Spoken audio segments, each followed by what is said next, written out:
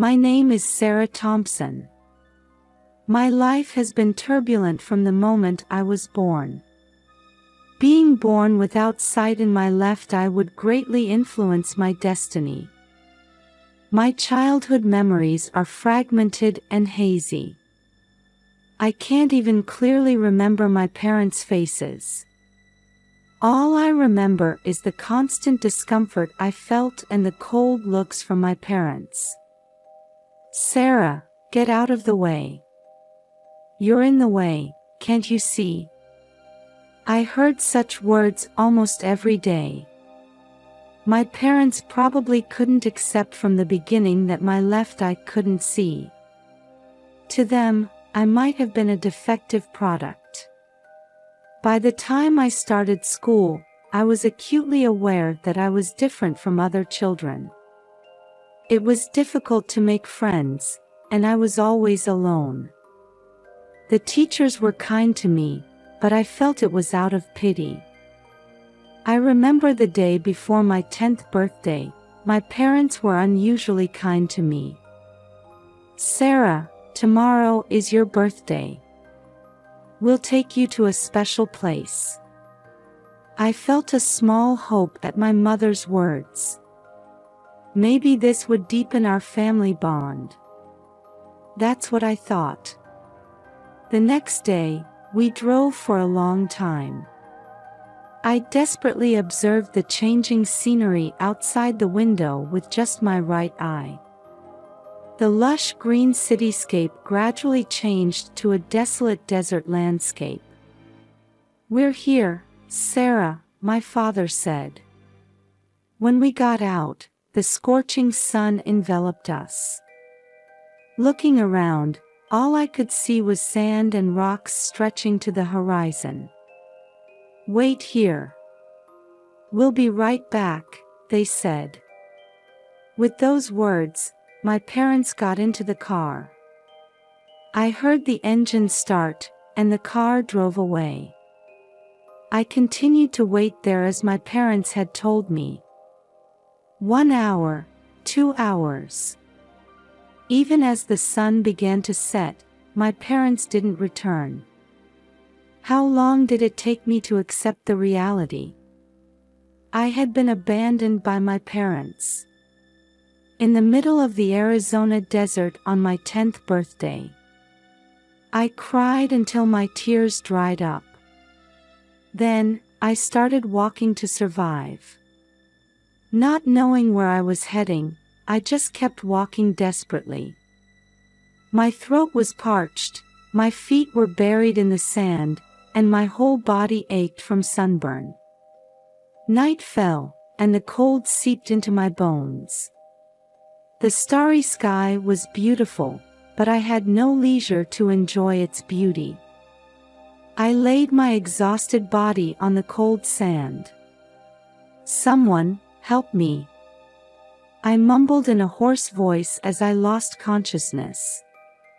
When I opened my eyes, I was on a soft bed. An unfamiliar pattern on the ceiling. The smell of disinfectant tickling my nose. I quickly realized this was a hospital. "Oh, you're awake," said a kind voice. I turned to see a woman in a white coat standing there. "I'm Mary Wilson. I'm the wife of the pastor who found you." Mary gently held my hand. Tears involuntarily fell at her warmth. "It's okay, you're safe now." At Mary's words, I finally let out a sigh of relief. But the next moment, fear struck me. The police. My parents. My voice was trembling. Mary let out a deep sigh. "We've contacted the police. We reported it as soon as we found you. As for your parents, they haven't been found yet." At that moment, the door to the hospital room opened, and 2 police officers entered. "Hello, Sarah. How are you feeling?" A kind-looking female officer spoke to me. I nodded slightly. We have some questions about your parents. Could you tell us what you remember, as much as you're comfortable with? The male officer said. With a trembling voice, I told the officers everything I could remember. Being taken to the desert, my parents leaving, being left alone. After I finished talking, the female officer gently placed her hand on my shoulder. You did well, Sarah. You're brave. Don't worry, we'll find your parents. After the officers left, Mary hugged me. It's okay, Sarah. We'll protect you from now on. A few days later, I was discharged from the hospital. My parents still hadn't been found. The police were continuing their investigation, but there seemed to be few leads. The Wilsons, in cooperation with Child Protective Services, decided to take me in temporarily. Sarah, this is your home from now on, Pastor John said. His voice was full of love. At first, I was confused by the unfamiliar environment. But the Wilsons' love was real. They never made an issue of my left eye not being able to see. Sarah, your eye is special. It's a gift from God, Mary would often say to encourage me. At school, with the Wilsons' support, I gradually made friends. The teachers were also careful to accommodate my disability while providing thorough instruction. Sarah, you have wonderful talent, my English teacher praised me. I was truly happy when I heard that. I loved reading and immersed myself in the world of literature. When I entered high school, I became passionate about student council activities. Using my own experiences, I launched support programs for students with disabilities. Sarah, your actions are inspiring many people, Pastor John proudly watched over my activities. As the time for college approached, the Wilsons fully supported my dreams. Sarah, your future is bright. Whatever path you choose, we'll support you, Mary's words filled me with deep gratitude. Looking back, 8 years had passed since that incident in the desert. My anger and sadness towards my parents had gradually faded. Instead, my feelings of gratitude towards the Wilsons had grown. Dad, Mom, thank you. I started calling them that. They were more than real parents to me. I decided to major in political science in college. I wanted to have the power to change society. That's what I thought. Sarah, I'm sure you'll be able to help many people. Pastor John's words made me nod strongly. I was filled with a mix of excitement and anxiety about the new life that was about to begin. But with the Wilsons as my strong allies, I felt I could overcome any difficulty. My life had only just begun. I'm excited just imagining what adventures await me. On my college graduation day, the Wilsons embraced me with proud expressions. With a degree in political science in hand, I was ready to take the first step towards a new challenge. Sarah, your determination is firm, Mary smiled gently at me. I nodded. Yes. There are so many things I need to change. Pastor John placed his hand on my shoulder and encouraged me, God will guide you. And will always be on your side. Right after graduation, I decided to run for the Phoenix City Council. The election campaign was tougher than I had imagined. There were voices pointing out my youth and lack of experience, but I overcame them with my inherent tenacity. "Sarah Thompson will bring a new wind to this city," one of my supporters said. When I heard that, my heart swelled. I could feel that my message was gradually reaching people's hearts. In the midst of the election battle, an incident occurred. The local disability support center was in danger of closing due to budget shortages. "If this continues, many people will lose the support they need," the center's staff pleaded. I took immediate action. I started a signature campaign and submitted a petition to the city council requesting a budget review. Day after day, I stood on the streets, seeking understanding from citizens. Even if each individual voice is small, if we all work together, we can make a big change. My passion gradually spread to those around me, and many volunteers joined the campaign. As a result, more signatures were collected than expected, and the city council promised to reconsider the budget.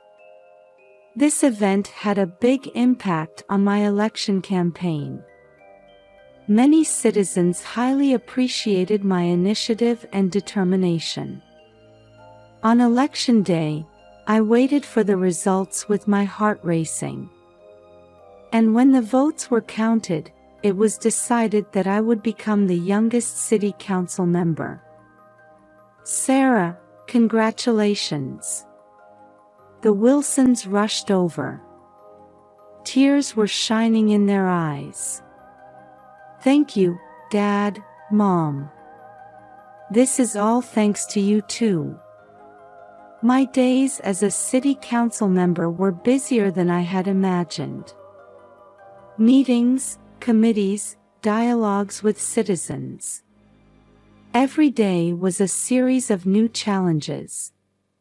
But I cherished each one of them. I particularly focused on advocating for the rights of people with disabilities.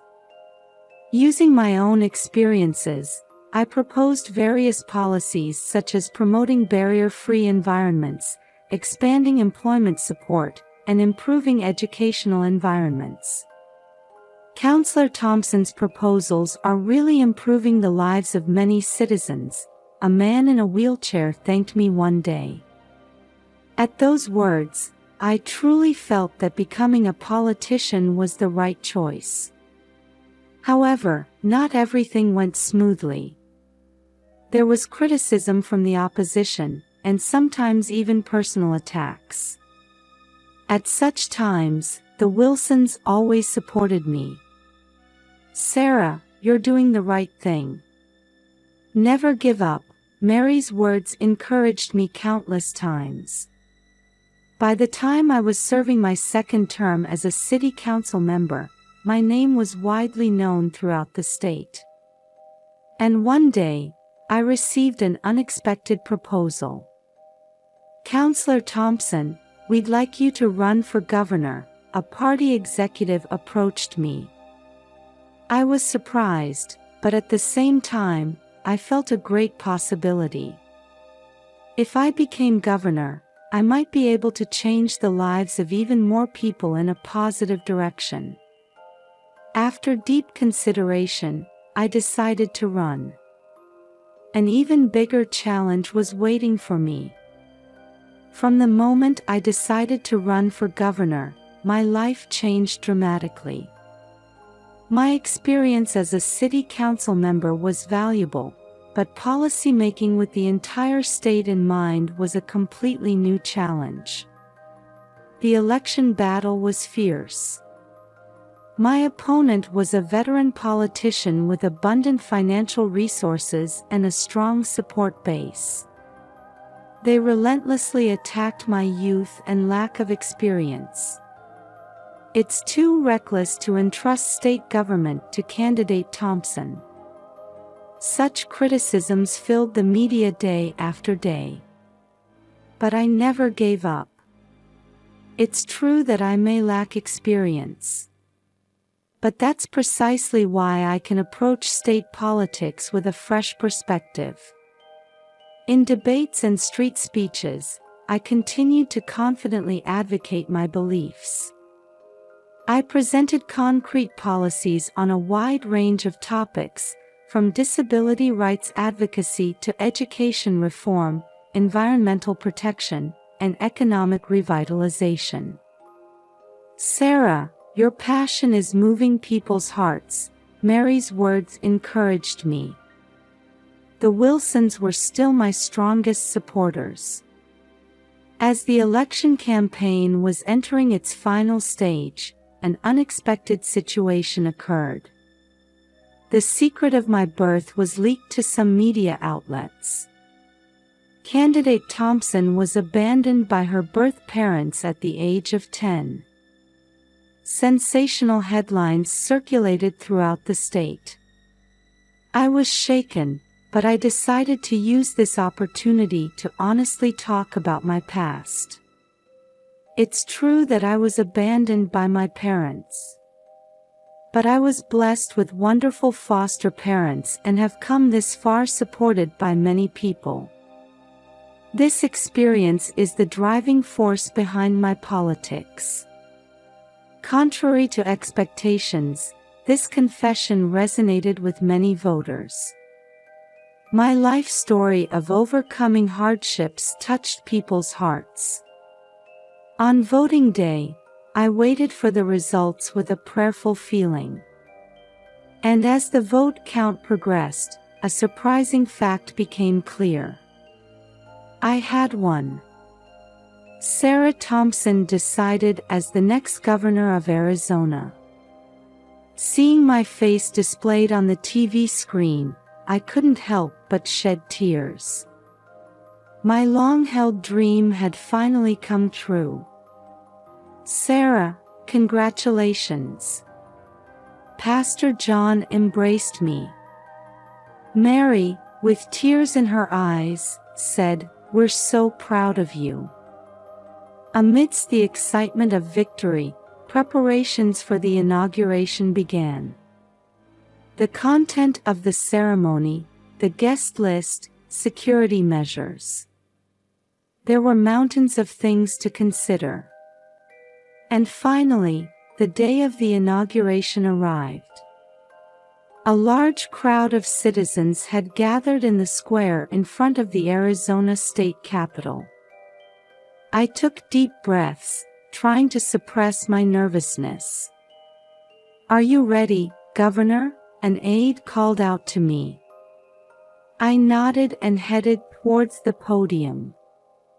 "Citizens of Arizona." My voice rang out clearly through the microphone. I read out the prepared speech, savoring each word.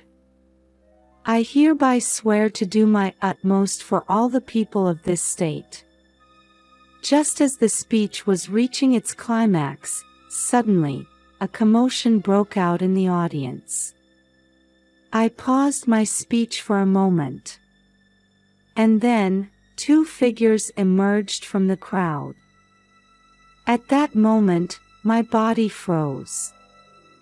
Although they had aged, there was no mistaking those faces. They were my birth parents. "Sarah, it's us."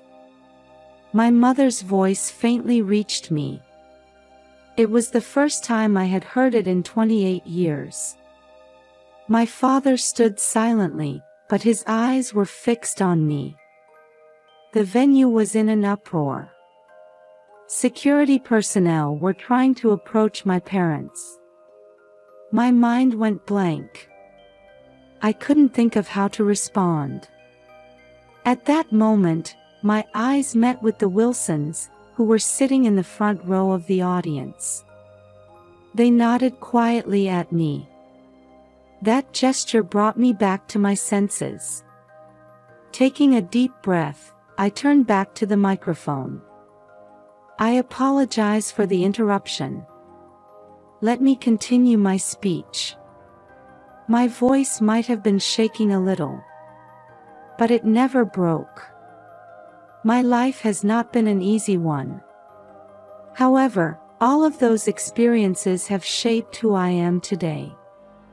From now on, no matter what difficulties may arise, I intend to face them head-on, never running away.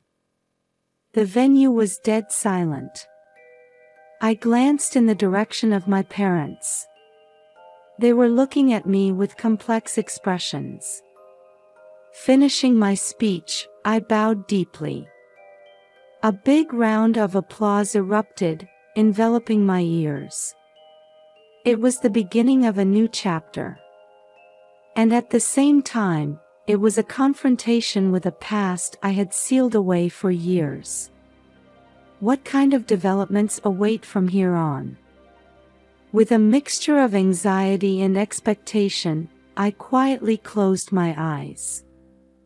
After the commotion of the inauguration had settled down, I let out a deep sigh in my office.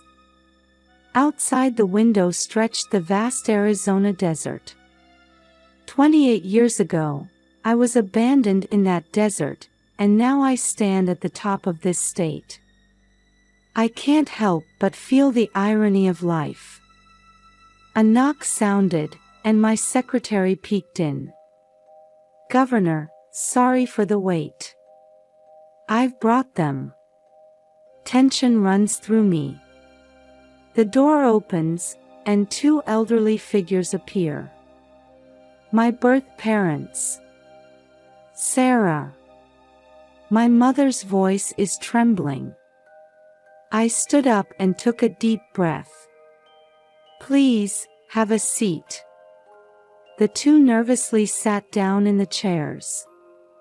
For a while, a heavy silence flowed. "Thank you for coming," I said, trying my best to maintain composure. My father opened his mouth. "Sarah, we're truly sorry."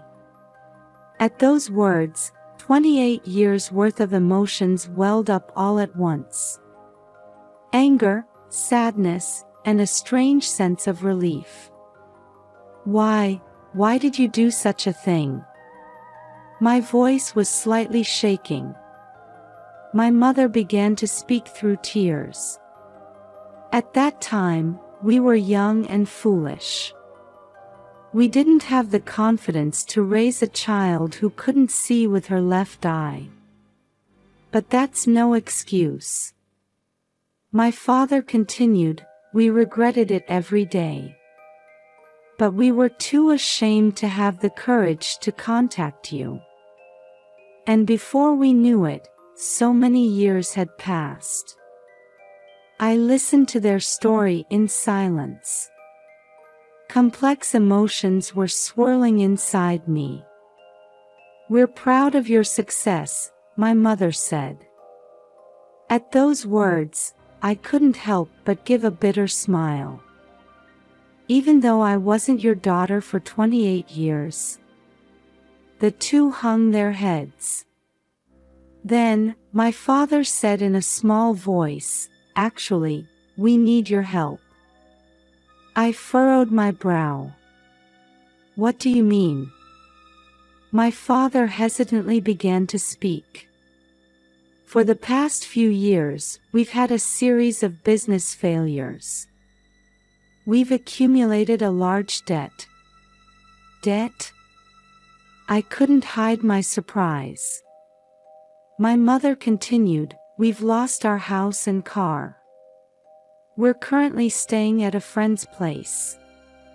I was at a loss for words. The two people before me no longer appeared as the cold-hearted parents who had abandoned me, but as a pitiful elderly couple who had been defeated by life. "How much debt?" I asked, regaining my composure. My father answered, "About $500,000. I gasped at that amount. It's certainly not a small sum. "Why, me?" I quietly asked. My mother answered through tears, "When we heard you became governor, we thought it was our last hope." I fell into deep thought. How should I handle this situation? It's not just a matter of money. 28 years of emotions, responsibility, ethics, various factors are intertwined. "Give me some time," I finally spoke. "I can't answer right away." The two nodded slightly. "Thank you for listening to us," my father said. After the two left the room, I stood by the window, gazing into the distance. The desert landscape evokes memories from 28 years ago. This unexpected reunion and my parents' dire straits. How should I respond, not as a governor, but as a human being? The answer hasn't yet been found. Several days have passed since the shocking reunion with my parents. I was looking out at the Phoenix skyline from my office window. From the desert where I was abandoned to the heart of this big city. I can't help but feel the irony of life. "Sarah, are you all right?" I turned around to see Mary standing there with a worried look. The Wilsons had rushed over as soon as they heard about this commotion. "Yes, somehow." I returned a smile, but complex emotions were swirling inside me. Pastor John quietly said, "Sarah, whatever you decide, we're on your side." Those words made my heart swell. For 28 years, these two had been my real parents. Love, education, and life guidance. They were my benefactors who had given me everything. "Dad, Mom, thank you." I hugged them tightly. Their warmth gave a little peace to my confused heart. However, I couldn't get my birth parents out of my mind. A $500,000 debt. And a reunion after 28 years. Their words kept echoing in my head. "We thought it was our last hope." I let out a deep sigh. As a governor, I can't use public funds for a private family matter. But I can't just ignore it either. Moreover, can I forgive them? Deep down, anger and sadness are still swirling. "But you weren't perfect parents from the start either, were you?" Mary's words startled me. Indeed, even the Wilsons must have gone through a series of trial and error. Still, they never abandoned me and continued to love me. People can change, Sarah. Maybe your parents too. Mary's kind eyes touched my heart. A few days later, I called my birth parents to my office again. They appeared with anxious expressions. "I have an answer regarding your request," I said. I took a deep breath and continued speaking. "As a governor, I cannot use public funds for personal issues. I think you understand that." My parents nodded with grave expressions. However, I carefully chose my words as I spoke. "As an individual, I've thought of a way to help you." Their eyes widened. "There are conditions. First, I won't take on your entire debt. You need to make efforts to repay it yourselves. I will support that effort." My father opened his mouth. "What do you?" "There's a state employment support program. You can participate even at your age. Find a job there and gradually repay the debt. I will take on part of the debt on the condition that you participate in the program and receive counseling." My parents seemed at a loss for words. And one more thing, I looked at them with a serious expression. This is the beginning of a new relationship. We can't change the past. But what we do from now on is up to our choice. Tears welled up in my mother's eyes. Sarah, thank you. We won't betray your trust, my father swore firmly. I nodded quietly. I don't know if this is the right decision yet. But people can change. I decided to believe that. As I watched my parents leave the room, I whispered in my heart. Dad, Mom. It was a word of gratitude to the Wilsons. They were the ones who gave me the courage to make this decision.